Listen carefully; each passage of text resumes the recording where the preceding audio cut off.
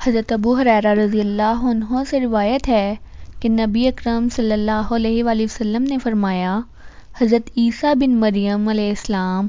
روئے زمین پر اس حال میں اتریں گے کہ انہیں دیکھنے سے معلوم ہوگا کہ ان کے سر مبارک سے پانی ٹپک رہا ہے، حالانکہ ان کے سر مبارک میں کسی قسم کی کوئی نمی یا تری نہیں ہوگی۔ وہ سلیب کو توڑیں گے، خنزیر کو قتل کریں گے، ان کی آمد سے مال کی کثرت ہو جائے گی، زمین میں امن و انصاف کا بول بالا ہوگا، عدل و انصاف کی یہ کیفیت ہوگی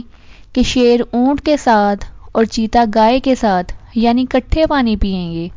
بکری اور بھیڑیا اکٹھے پانی پینے میں کوئی خوف محسوس نہیں کریں گے، یہاں تک کہ بچے سانپوں کے ساتھ کھیلتے ہوں گے، ایک دوسرے کو کسی قسم کا نقصان نہیں پہنچائیں گے۔ اس حالت میں حضرت عیسیٰ علیہ السلام 40 سال تک زندہ رہیں گے، پھر ان کا انتقال ہو جائے گا اور مسلمان حضرت عیسیٰ علیہ السلام کی تجہیز و تکفین اور نماز جنازہ و تدفین کا اہتمام کریں گے۔